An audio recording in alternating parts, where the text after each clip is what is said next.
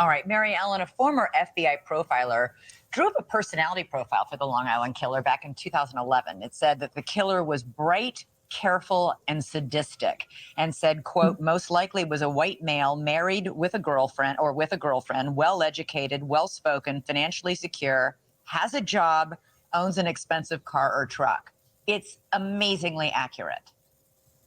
It certainly seems to be. And what they do to put all of that information together is a profiler will review all the investigative files that they have available to them. They will review all the forensic reports as well, look at the neighborhood investigation. They will look at the interviews that were done with family members, develop a victimology. And from that, they piece everything back together again, so that this profile is not speculative, it's not a guess. It comes from the review of all this information, and primarily the offender's behavior at the crime scene and the offender's interaction with the victim at the time of the murder. So all. You know, Matt, to what you were saying before, and she's talking about Jim Clemente. He wrote he was a former FBI agent. Him and Bobby Chacon wrote for that show Mindhunters. They wrote for that. Yeah, I never watched those shows because I lived it for too long. I don't need to watch it. Anyway, he predicted almost exactly in 2011 who and what the Gilgo Beach serial killer would be. Anyway, he predicted almost exactly. But having said that, we also have to recognize that the Gilgo Beach investigation was fucked up right from the very beginning. And the detectives didn't do a good job for years and years and years. They ignored, there were things in that case folder that could have solved the case. And it was like they didn't see it. Or I don't know who was, well, they had one detective under that guy, Burke, was also some corruption. There's a whole other story about all of this. But look, they put a task force together and in 3 months they ID the killer. So what does that tell you? Yeah, well, there's, and I'm going to butcher the quote. It's like never underestimate the power of incompetence, and that's basically what that was. It was kind of amateur hour. I don't think they work a lot of those cases. And when the new DA came in, he put together a task force of some real professionals who dedicated the time and resources to putting it together. But I want to call attention just real briefly to the profile in that, because this is a fascinating thing, guys, for your viewers and your listeners, that the description of what they were predicting as far as a serial killer: highly educated, married, employed. There's this myth that we all have, and I talk about this a little bit in my book about that guy ran an architecture firm in Midtown Manhattan, pretty close to where I am right now. This was a smart, educated guy. That is like, I saw Silence of the Lambs, right? I figured serial killers were all like Buffalo Bill, right? Like some weird, creepy guy in a van, lives in a weird house on the hill. Most serial killers, and we have this image that they were abused as children, but when you work enough of these, I did 13 of them, 6 real true blue serial killers. And if there's a common thread as children, a lot of them are spoiled as kids. They tend to be educated. The Rodney Alcala case, the one we were talking about earlier, that guy was a varsity letterman in high school. He was on the yearbook committee. He had a genius level Mensa IQ. Brother went to West Point and became a war hero in Vietnam.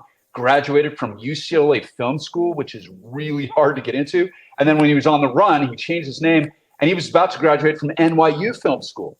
So that guy was a genius. That's the really disturbing part about serial killers, because the real ones are the guy that could be standing in front of you in line at a Starbucks and you would never know.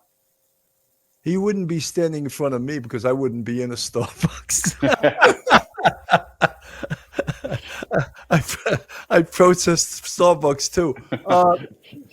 Absolutely unbelievable. But something, Matt, I think that some of the things that we all can sort of praise is that now with technology, hopefully serial killers will be a thing of the past. I don't know if they'll ever be totally, but we'll catch them too quickly because I think sorry, go ahead. No, science, technology. Look, you can't in Manhattan, you can't pick your nose without being caught on video. Right. So Everywhere. so that's what's happening in California, at least. The legislature before, I don't know, this is probably 15 years ago, before they went super crazy, they passed some one strike laws for certain sex offenses, where if you kidnap a child, for example, you're up for a potential life sentence on that. And fortunately they haven't paroled, as many of those guys, I guess, as they could have. They understand that there's no fixing sex offenders, and when they get out, they're going to do it again, guaranteed. So you're absolutely right. We're catching them after their first or second rape now. Now they're still among us, and they go back. This goes back to ancient Rome. The serial killers are not a product of modern America. When you get into the history of it, it goes all the way back for as long as there have been people. So those guys are still going to be among us. Just hopefully they are locked up after their first rape, and they build up to it. And one of the fascinating things about Heuermann is he was keeping a journal, like a how-to, like things to remember for next time, and he deleted that. And I got to hand it to this task force again. They got into, and they recovered a bunch of his deleted files, including this manifesto, like this how-to list. And for the sake of your viewer, said the Book of Murder is a how-to on killing people. It's not, but he had Mindhunter by John Douglas, who's one of the original. I think he might have even coined the phrase serial killer.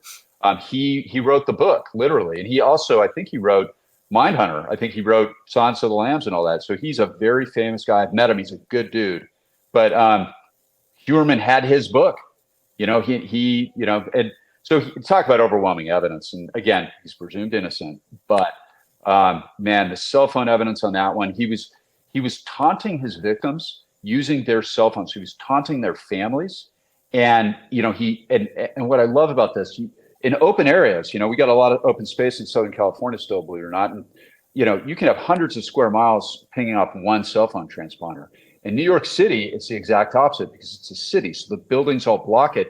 You can narrow it down to within feet of where somebody's making phone calls. And he had his actual cell phone with him. So he's taunting the victims. And again, it's that cell phone ping.